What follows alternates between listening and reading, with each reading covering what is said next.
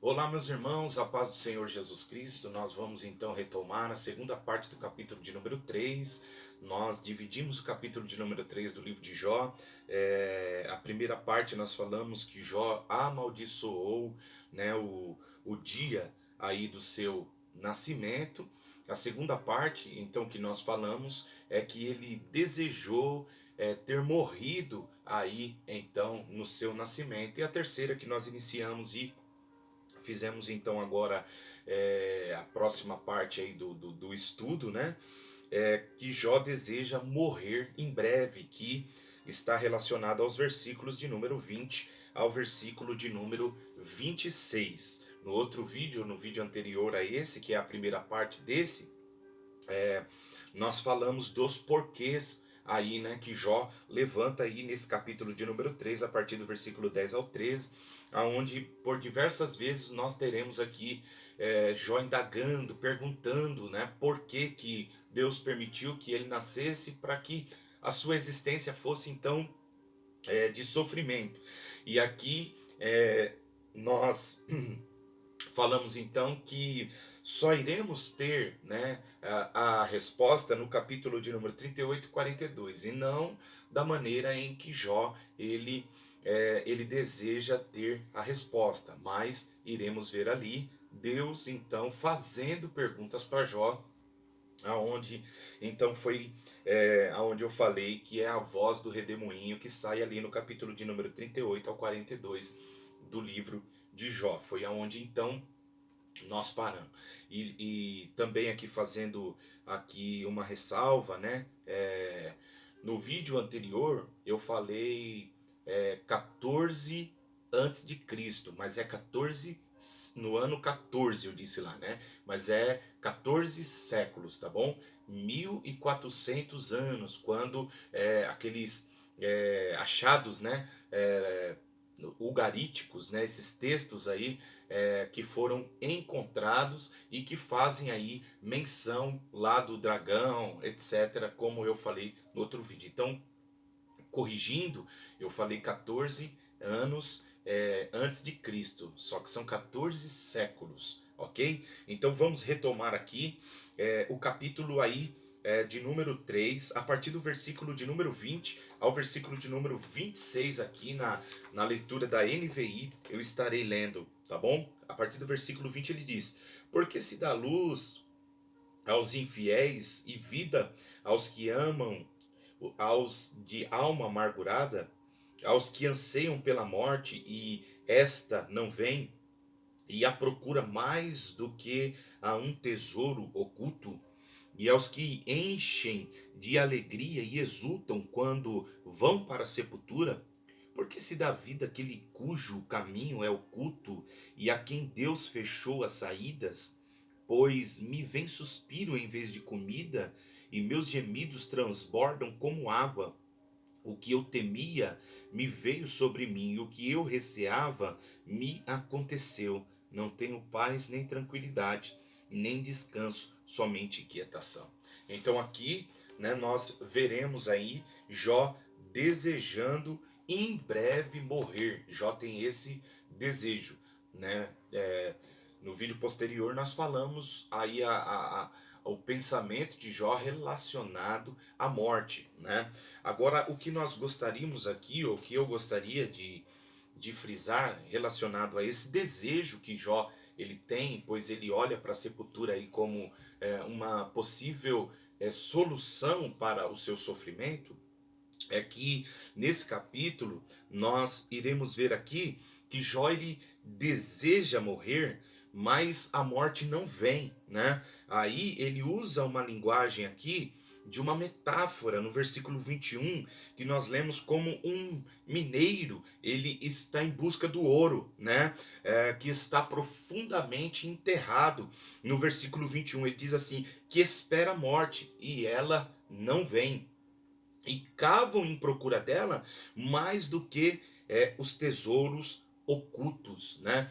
Então é nítido que Jó ele deseja morrer. Se nós ainda for um pouquinho mais para frente, no capítulo de número 6, versículo de número 8, e versículo de número 9 e 10 ele diz assim: quem dera que se cumprisse o meu desejo. O desejo que ele está falando é esse desejo, então, de morrer, né? E ele diz assim: e que Deus desse o que eu espero. Isso aqui é muito importante nós chamarmos a atenção. Por quê?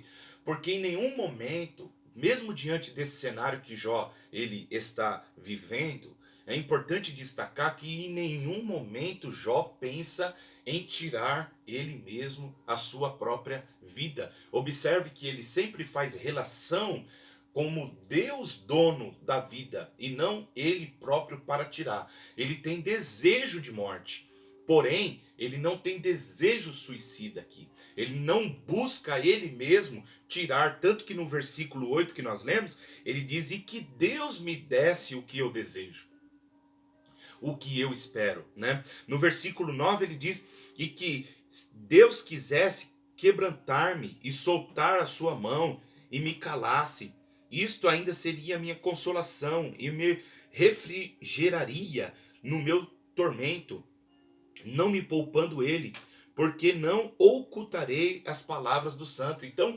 aqui, o que, que nós iremos ver? Que Jó, ele deseja a morte, porém, nós não veremos aqui Jó em nenhum momento fazendo alguma coisa para tirar a sua própria vida. Então, é, destacando isso daqui, estudando um pouco relacionado a isso, a esse desejo de morte de Jó, e pensando um pouco aqui que não há aqui nenhum sinal de que Jó ele busca o suicídio.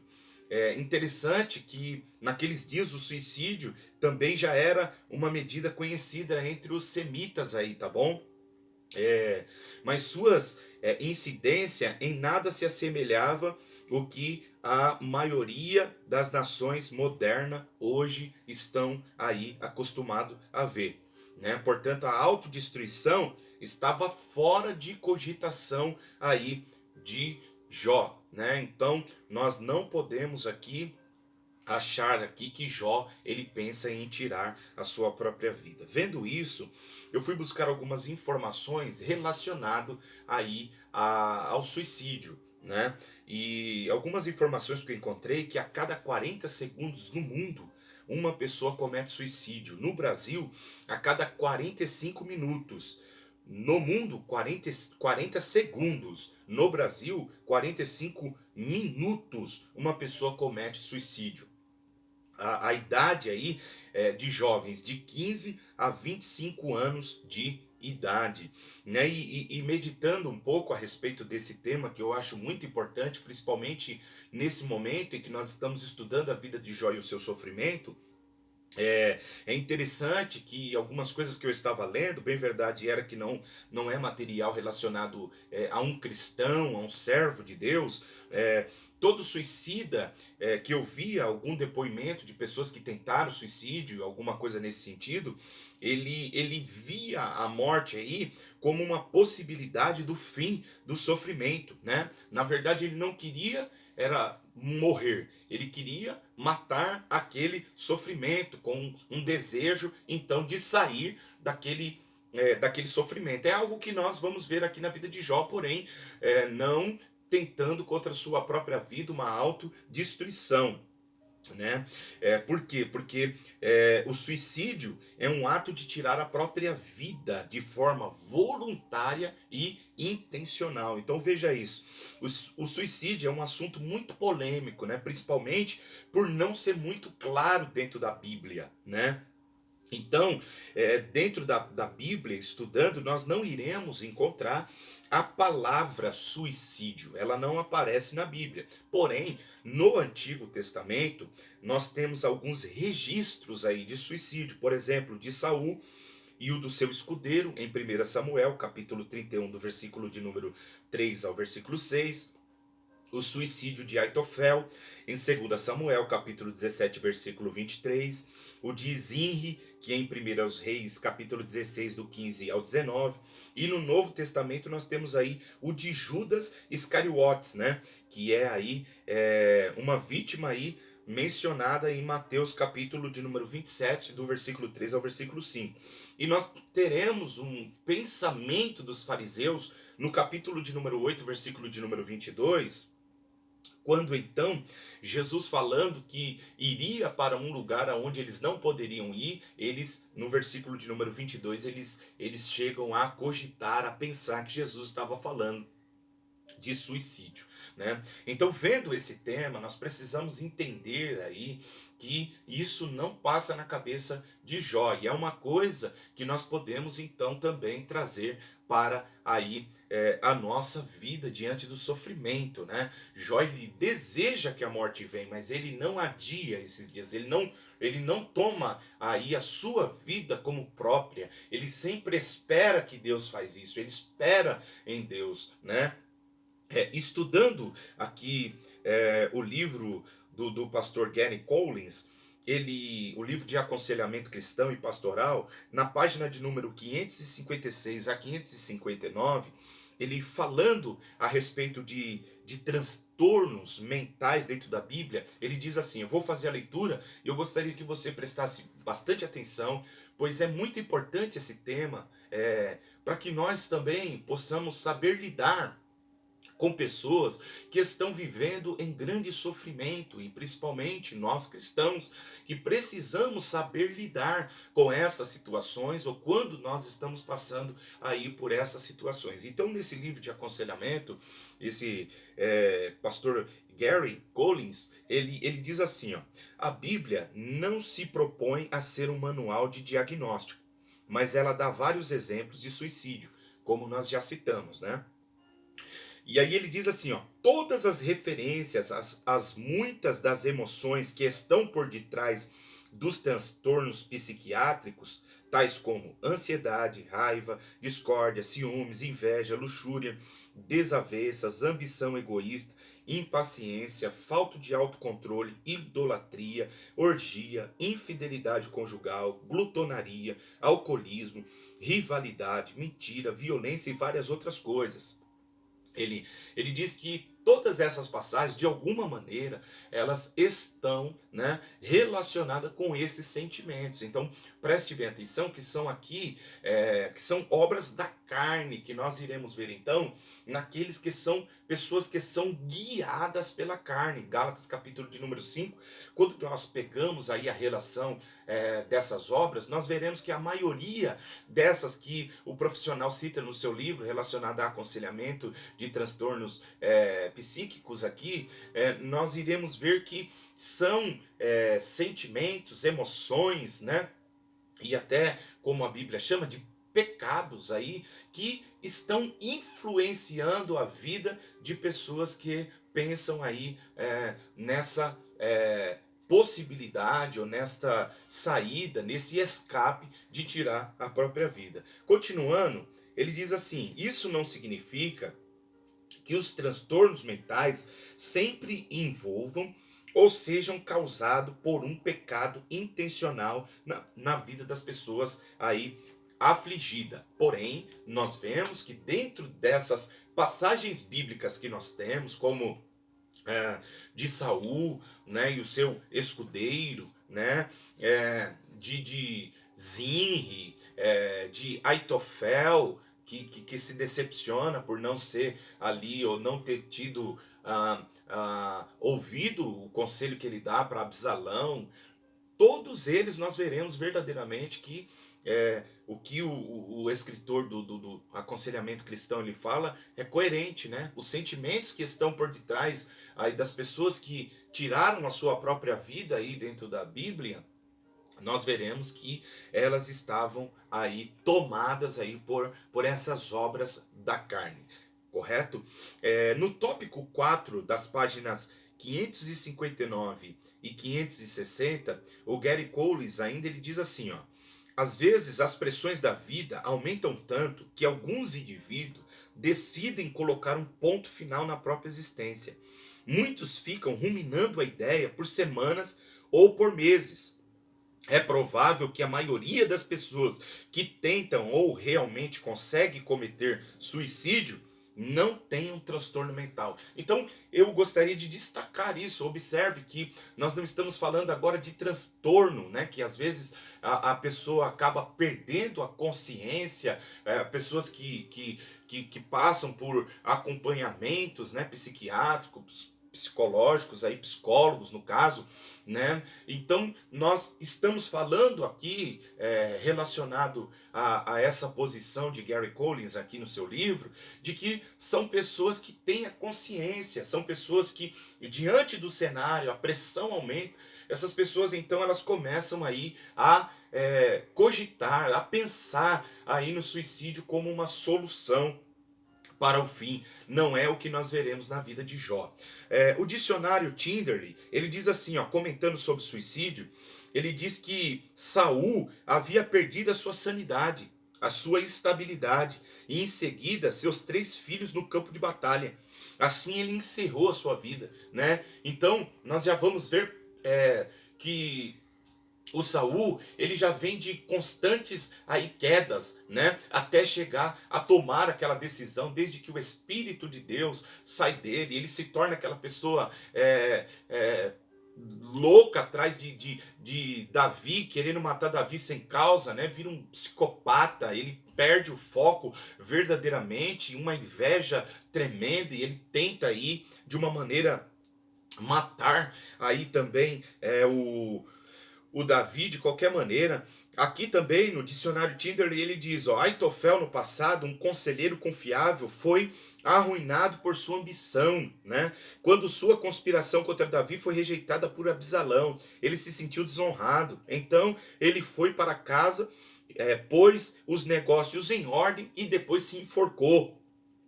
Judas também se enforcou diante do seu remorso, né? Então nós veremos aqui que o suicídio que nós veremos dentro da Bíblia, ele sempre está aí cheio, influenciado pelas obras da carne, por pecados ou por alguma coisa nesse sentido, né? Bem verdade que a Bíblia não deixa claro o assunto, mas todas as passagens que trata como uma indicação ou mostra aí, né, uma indicação na falha moral, muitas vezes intensificada pelo sentimento de culpa ou perda pessoal muito grande.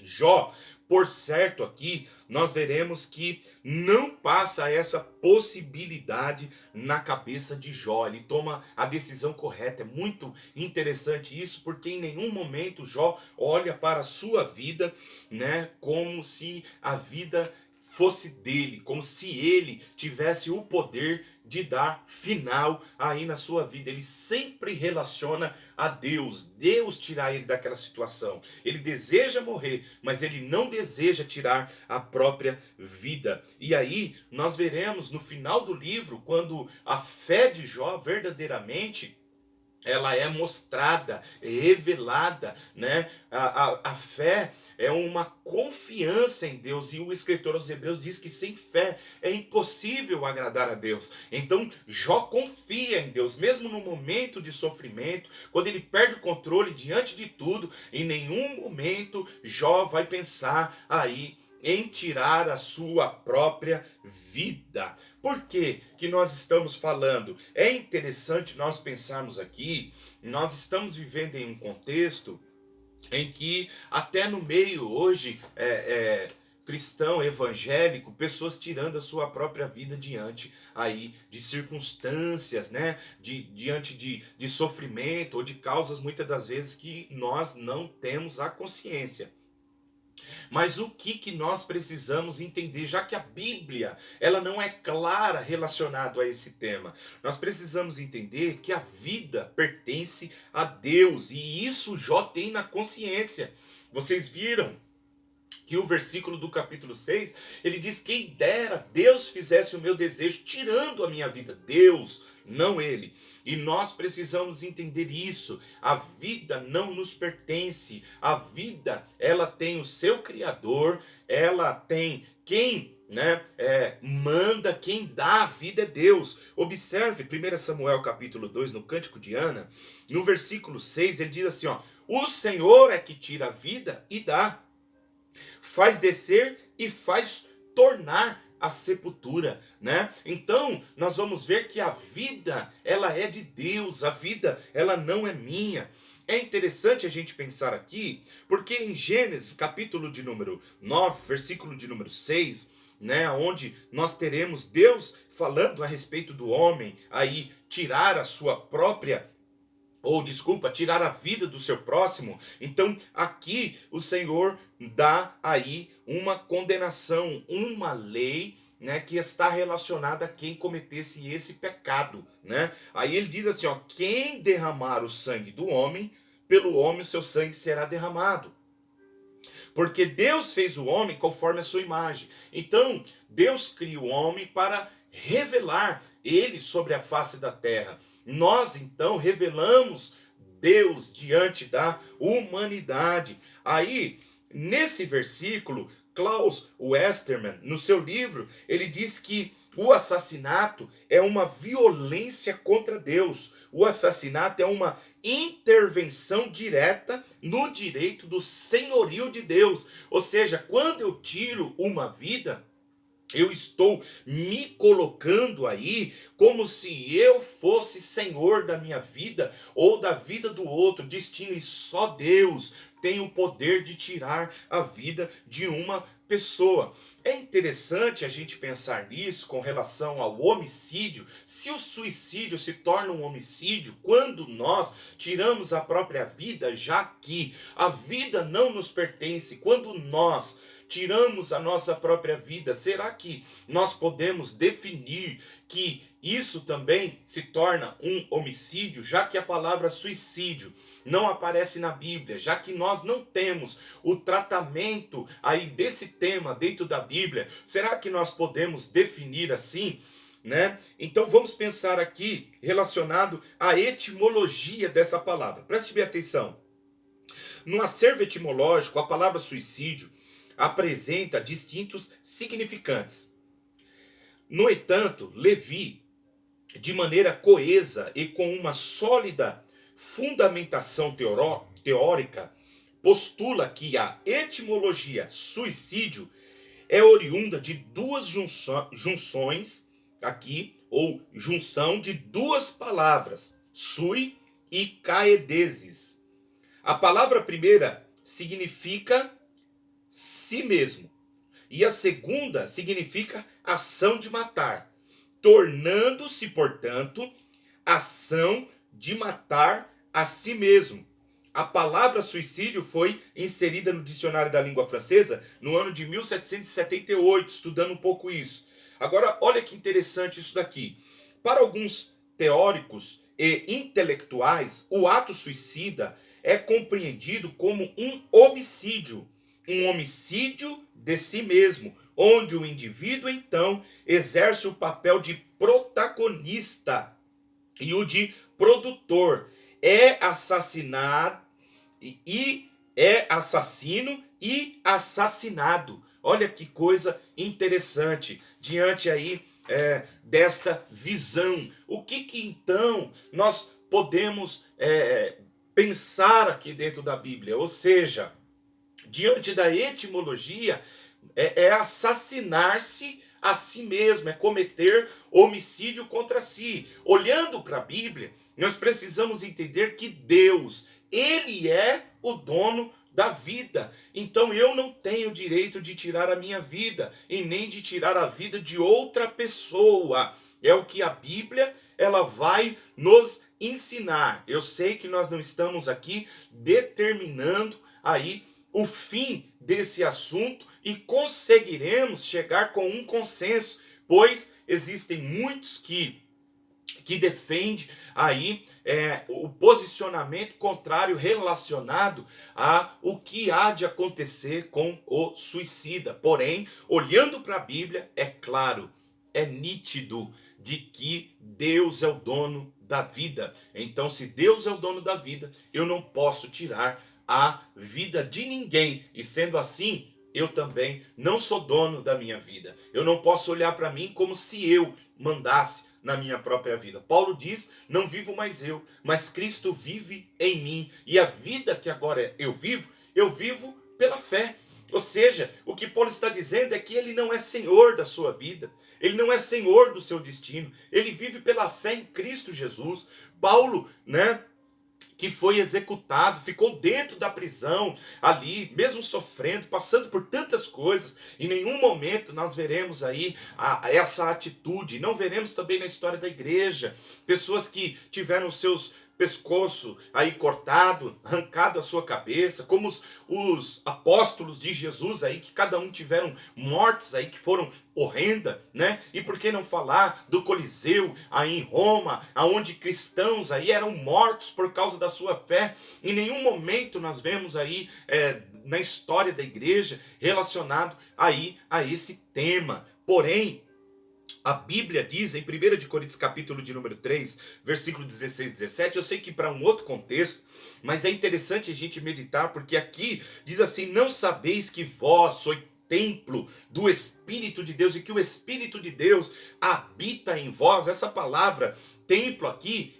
no grego é naos, que era a parte sagrada, santa, da onde ficava o véu. Era algo verdadeiramente que deveria ser cuidado, santificado. Não eram as outras partes, né, do templo, mas era a parte ali aonde ficava a presença de Deus. E Paulo está dizendo que o Espírito de Deus, ele habita na nossa vida. E aí no versículo 17 ele diz: e se alguém destruir o templo de Deus, Deus o destruirá, porque o templo de Deus que vós sois é santo. Então nós precisamos ter dentro da nossa consciência essa verdade.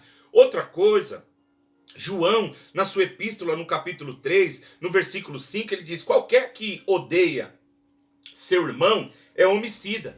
E vós sabeis que nenhum homicida tem a vida eterna permanecendo nele. Então, meus irmãos, olhando para a definição que Levi dá dentro do seu dicionário relacionada à etimologia da palavra suicídio, né? A si, matar a si mesmo. Então você acaba matando e sendo morto. Você está praticando aí o homicídio contra si. Olhando para a Bíblia e vendo que Deus é o dono da vida, que só Ele faz descer a sepultura e faz subir, nós podemos concluir aqui que o suicídio é algo que não pode passar pela vida do cristão. Assim como nós veremos aqui que isso não passou na vida aí, ou na cabeça de Jó. Eu comecei falando esse vídeo no primeiro vídeo, que quando nós lemos o capítulo de número 3, nós veremos que esse capítulo ele assusta. E por que eu disse que esse capítulo ele nos assusta? Porque nós vivemos em um contexto onde falar de depressão, falar de crise, falar de luta nesse sentido emocional, para o nosso contexto onde a gente vive como cristão, é quase uma aberração. E aí é onde muitos têm, infelizmente, sofrido. Mas é interessante a gente olhar dentro desse capítulo e a gente ver que cristão entra em crise, cristão entra em depressão, cristão tem os seus momentos de fraqueza, de fragilidade. Mas o que é fantástico nesse capítulo é que nós não veremos Jó blasfemar contra Deus e nem Jó tentar contra a sua própria vida, porque ele sabe que a vida pertence a Deus, a vida não pertencia a ele, a vida pertencia a Deus. E aí, meus irmãos, finalizando, Charles Swindoll, no seu livro, ele termina o comentário desse capítulo de maneira extraordinária. E eu queria dividir com você. Ele diz assim: Deus não disse para Jó, no final do capítulo, e nem depois em outros capítulos: Jó, que vergonha você ter falado que não queria ter nascido, ou quando nascido ter morrido, ou desejado a morte. Deus pode lidar, olha que coisa tremenda, Deus pode lidar com as palavras de Jó. Ele compreendeu a razão dele ter dito o que disse. Ele compreendeu Jó e ele compreende você. E aí ele termina dizendo assim: desabafe. Você não supera inteiramente o sofrimento até que expresse por completo. Então, nós como cristão, eu finalizo agora, deixo para você que o cristão deve confiar aí a sua vida a Deus, principalmente em meio ao sofrimento, sempre conhecendo que Ele, Deus, é fiel Criador e que está no controle de todas as coisas. 1 Pedro capítulo 4, versículo de número 19 diz: portanto, também os que padecem segundo a vontade de Deus, encomende-lhe a sua alma como ao fiel Criador, fazendo o bem. Deus jamais nos prova além do que podemos suportar. 1 Coríntios capítulo 10, versículo de número 13, fala que Deus dá o escape. E tudo, Romanos 8, 28, coopera para o bem daqueles que amam a Deus. Então, nós precisamos entender. Capítulo de número 3, ele leva-me a admirar mais Jó, porque Jó não é um herói, Jó é um ser humano, uma pessoa que não nega aí as suas angústias, as suas tristezas, e abre o seu coração diante de Deus e fala. E nós não veremos Deus o julgando, veremos os teus amigos que acabam o julgando, falando coisas, tentando defender aí a Deus de uma maneira que veremos Deus os repreender. Mas veremos ali um homem assentado no chão que havia perdido 10 filhos, que está completamente tomado por uma enfermidade, olhando para Deus, desnudando a sua alma e em nenhum momento pensando em tirar a sua vida, como se tivesse domínio sobre ela. Que Deus possa nos ajudar, que nós venhamos ser mais humanos, que nós possamos verdadeiramente olhar para dentro de nós e entendermos que nós temos um Deus que se compadece, que conhece a nossa estrutura e que sabe que nós somos pó. Que Deus abençoe você. Até o próximo, se assim o Senhor Jesus nos permitir.